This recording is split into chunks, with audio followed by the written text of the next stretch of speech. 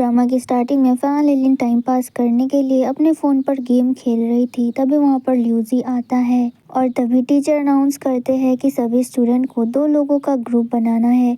इधर ल्यूजी fan linen की तरफ देखता है और इधर दूसरी तरफ चेन और उसके बाकी फ्रेंड्स भी ग्रुप बना रहे होते हैं। वो लोग 3 ही लोग होते हैं। तो एक फ्रेंड कहती है कि हमें फैन लिलिन को अपनी टीम पर ले लेना चाहिए, लेकिन चेन मना कर देती है। तो वो लोग दूसरे स्टूडेंट को पिक कर लेते हैं।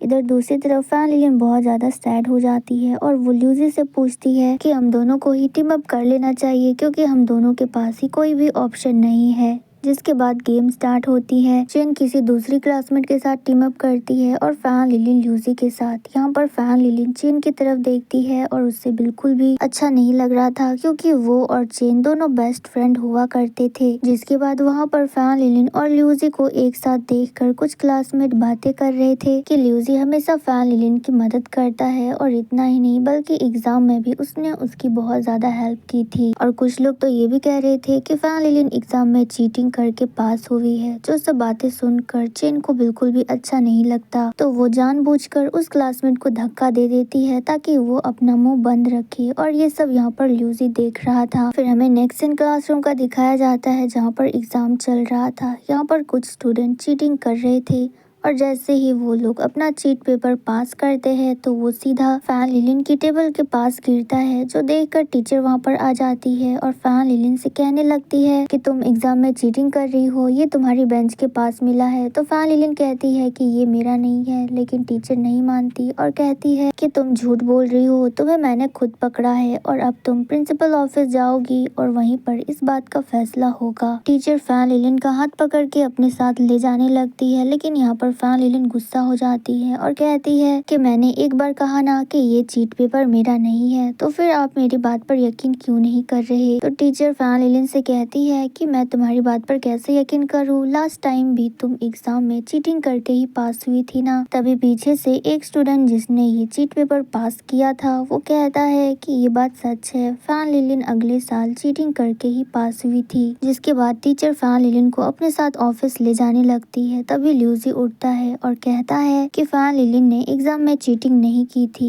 बल्कि उससे मैंने ट्यूशन दिया था और उसकी वजह से वो पास हुई थी। क्या ये जरूरी है कि जो स्टूडेंट हमेशा मस्ती करते हैं वो कभी पढ़ाई नहीं करते।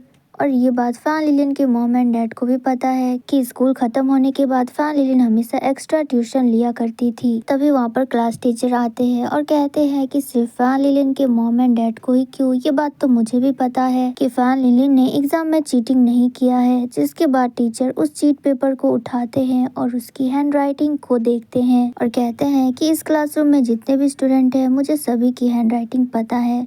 फिर वो उसी स्टूडेंट को पिक करते हैं जिसका वो चीट पेपर था। जिसके बाद टीचर उसे ऑफिस ले जाने लगते हैं और जाते जाते वो कहते हैं कि मुझे अच्छे से पता है कि तुम्हारा बेस्ट फ्रेंड कौन है, तो नाम लेने से पहले ही तुम आगे आ जाओ, वरना ये तुम्हारे लिए ही बुरा होगा। जिसके बाद वो स्टूडेंट जिसने उसके साथ मिलकर चीटिंग की थी वो अपने आप उठकर ऑफिस चला जाता है। फिर हमें नेक्स्ट सीन दिखाया जाता है, जहाँ पर फैन लिलिन ल्यूजी से कहती है कि तुम 100 पॉइंट्स की बात कर रहे हो, इतने मार्क्स तो मुझे कभी सपने में भी नहीं आएंगे। ये बोलकर फैन लिलिन वहाँ से जाने लगती है, तो ल्यूजी उसे रोक देता है और कहता है कि बिना कोशिश किए इस तरह से हार नहीं मानना चाहिए। अगर तुम अच्छे से पढ़ाई करोगी और मन लगाओगी तो तुम्हारे 100 पॉइंट्स आएंगे। तुम्हें अपने लिए नहीं तो कम से कम अपने डैड के लिए ये सब करना पड़ेगा। ये बोलकर ल्यूजी फैन लिलिन को खींचकर ले जाता है। फिर हमें नेक्स्ट सीन दिखाया जाता है, फैन लिलिन के फादर दीवार में लगी नोट्स को काफी गौर से देखते हैं। वो काफी ज्यादा ड्रंक होते हैं, इसलिए उसे कुछ भी समझ नहीं आ रहा था। फिर वो काफी गौर करते हैं और उन्हें पता चलता है कि ये सारे नोट्स फैन लिलिन के हैं। तो वो काफी ज्यादा खुश होते हैं और कहते हैं कि मेरी फैन लिलिन अब बड़ी हो रही है और उसे अब पता चल गया है कि पढ़ाई उसके लिए कितना ज्यादा इम्पोर्टेंट है। फैन लिलिन के फादर छुपकर फैन लिलिन को पढ़ाई करते देखते हैं और वो काफी ज्यादा प्राउड फील करते हैं।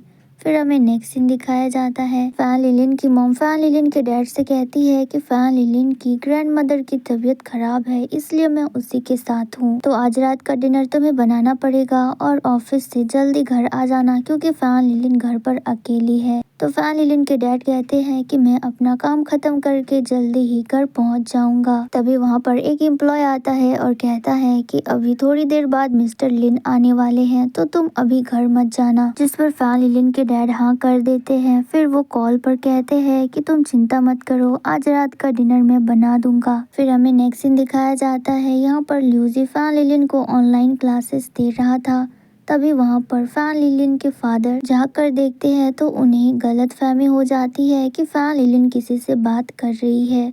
तो वो रूम के अंदर आते हैं और जल्दी से लैपटॉप बंद कर देते हैं और फैन लिलिन को बहुत ज़्यादा डांटने लगते हैं और कहते हैं कि मैं ऑफिस में अपना काम छोड़कर घर जल्दी आया हूँ सिर्फ तुम्हारे लिए और तुम यहाँ पर ये सब कर रही हो। आखिरकार तुम करना क्या चाहती हो? तुम्हें पता है मैं तुम्हारे लिए कितनी ज़्यादा मेहनत करता हूँ और हर वक्त तुम्हारे बारे में सोचता हूँ, लेकिन तुम्हें एक बार भी मेरा ख्याल नहीं आता। तो फैन लिलिन कहती है कि डैड आप बहुत ज़्यादा ड्रंक हो और अभी मुझे पढ़ाई करनी है, तो अब प्लीज मुझे डिस्टर्ब मत करो। तो ये सुनकर फैन लिलिन के डैड पीछे हट जाते हैं और वहाँ से चले जाते हैं। उसके जाने के बाद फैन लिलिन लैपटॉप खोलती है तो ल्यूसी उसे कहता है कि तुम गुस्सा मत करो, वो तुम्हारे डैड है।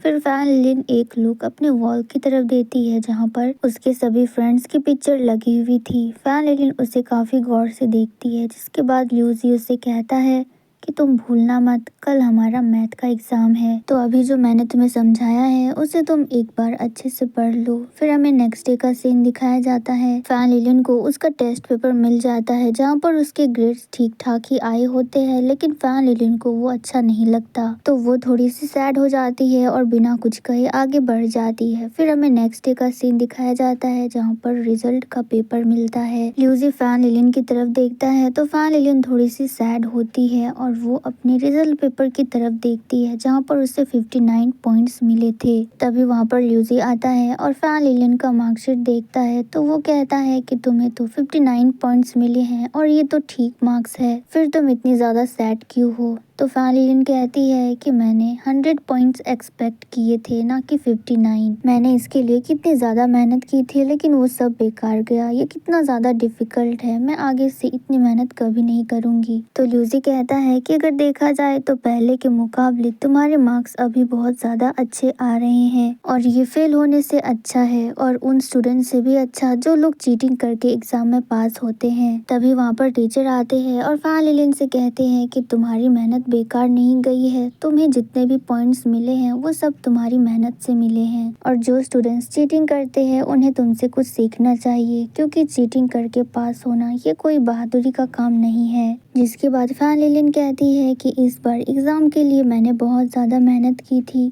और मुझे लगा था कि इस बार मुझे 100 मार्क्स तो मिल ही जाएंगे, लेकिन मुझे सिर्फ 59 मार्क्स ही मिले। तो टीचर कहते हैं कि किसने कहा कि तुम्हें 59 मार्क्स मिले हैं? बाकियों की नज़र में तुम्हें 59 पॉइंट्स मिले हैं, लेकिन मेरी नज़र में तुम्हें पूरे 100 पॉइंट्स मिले हैं और मुझे यकीन है कि अगर तुम इसी तरह से मेहनत करोगी तो एक दिन वो 100 पॉइंट्स सबको दिखेंगे। जो बात सुनकर फैन लिलिन खुश होती है। फिर टीचर ल्यूसी की तरफ देखते हैं और उसे कहते हैं कि तुम अच्छा कर रहे हो और अभी क्लास स्टार्ट होने वाली है, तो अपनी सीट में जाके बैठो। और इस मोमेंट पर ये एपिसोड ख़त्म हो जाता है।